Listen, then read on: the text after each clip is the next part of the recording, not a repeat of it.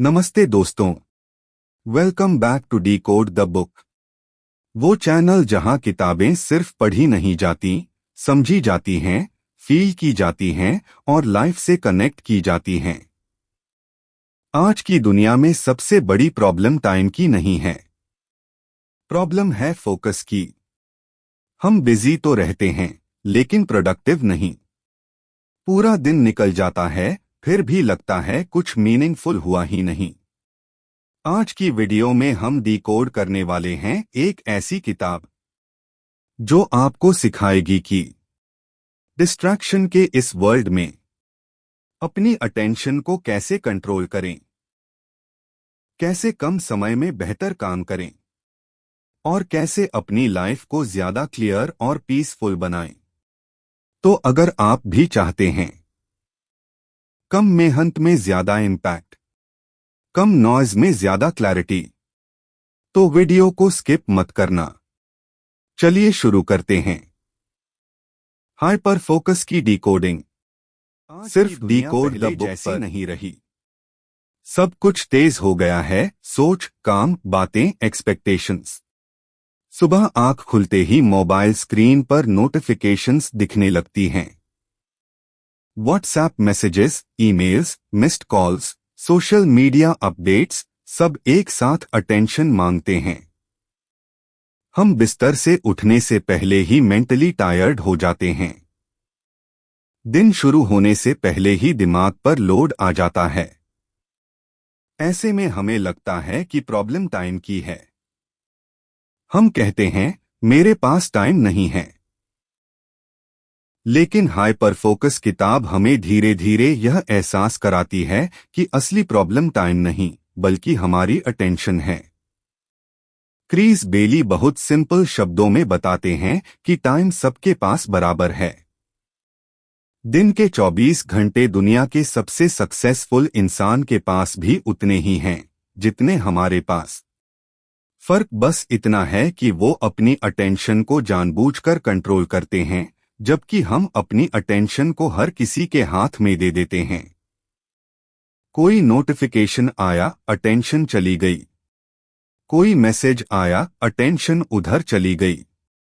कोई थॉट आया, अटेंशन दिमाग के अंदर ही भटकने लगी। हम मल्टीटास्किंग को अचीवमेंट समझते हैं। हमें लगता है कि एक साथ कई काम करना स्मार्टनेस है।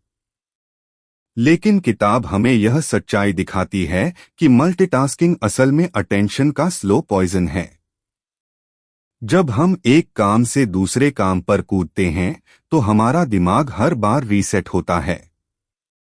इससे एनर्जी वेस्ट होती है, फोकस कमजोर होता है और काम की क्वालिटी गिरती जाती है। पूरा दिन बिजी रहने के बाद भी दिल में डिसैटिस्फैक्शन रह जाता है। यहीं से हाइपर फोकस का कॉन्सेप्ट धीरे धीरे सामने आता है।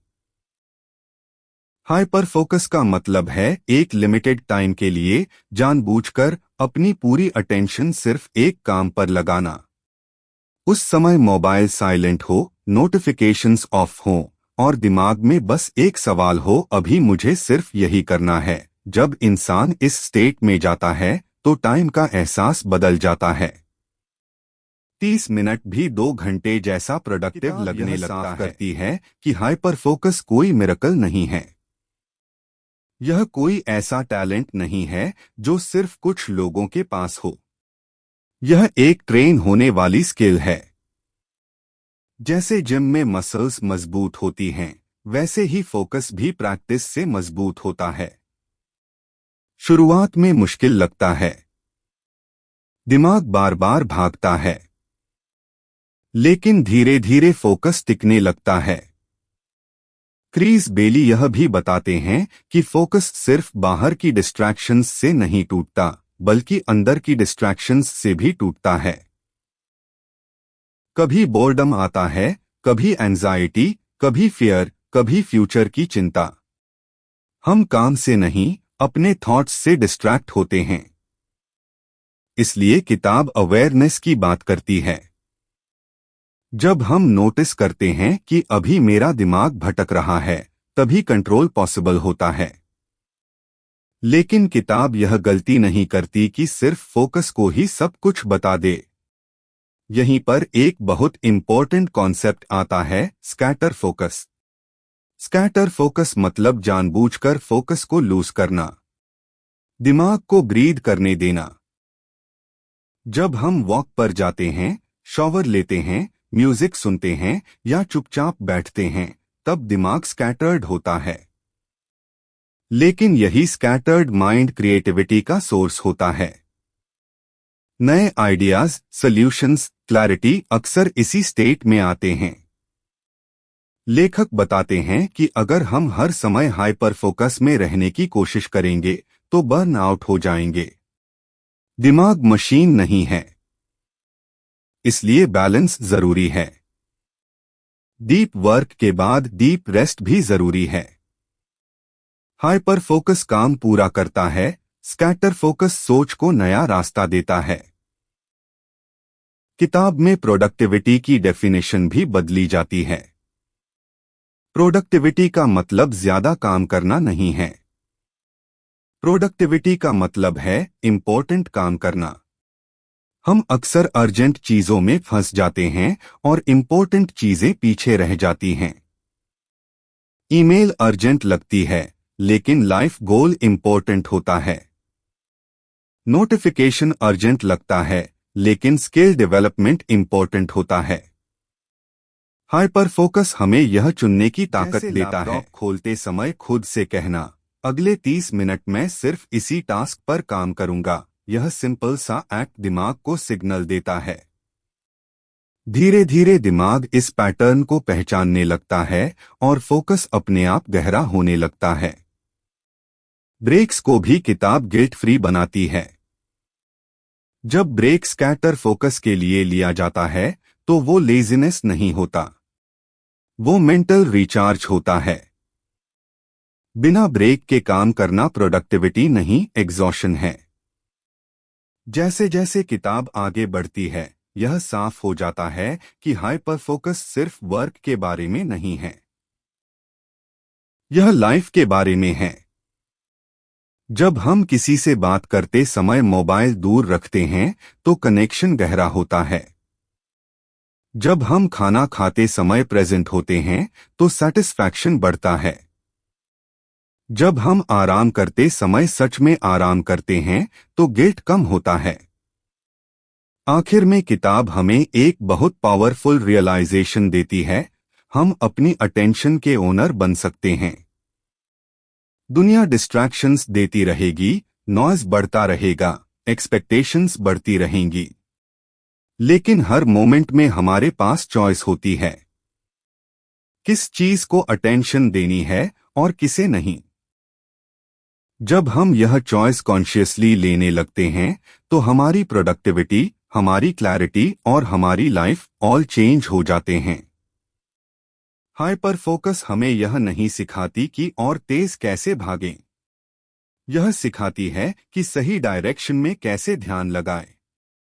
और यही फर्क एक बिजी लाइफ और एक मीनिंगफुल लाइफ के बीच होता है। इंसान हाइपर फोकस के कॉन्सेप्ट को समझने लगता है, उसे एक बात साफ दिखने लगती है कि उसकी सबसे बड़ी दुश्मन बाहरी दुनिया नहीं है, बल्कि उसकी अपनी हैबिट्स हैं।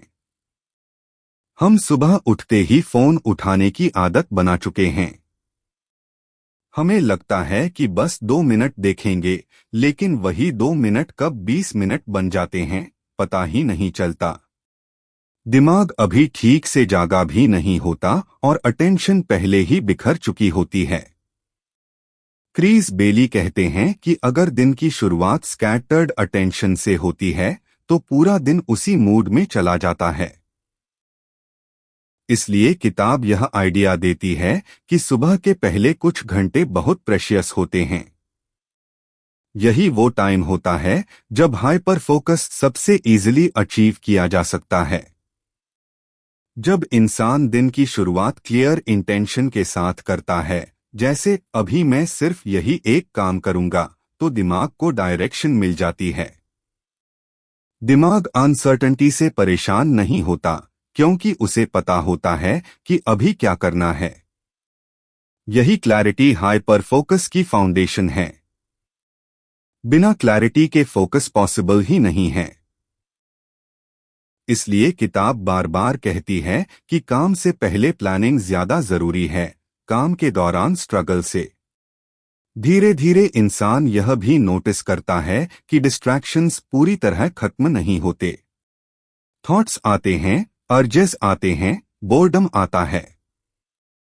लेकिन फर्क यह होता है कि अब इंसान डिस्ट्रैक्शंस को फॉलो नहीं करता, वो उन्हें नोटिस करता है और वापस काम पर लौट आता है। यही रियल कंट्रोल है। फोकस का मतलब यह नहीं है कि डिस्ट्रैक्शन आए ही नहीं, फोकस का मतलब है डिस्ट्रैक्शन आने के बाद भी अटेंशन वापस ला पाना। किताब यह भी बताती है कि एनर्जी और फोकस का गहरा कनेक्शन है।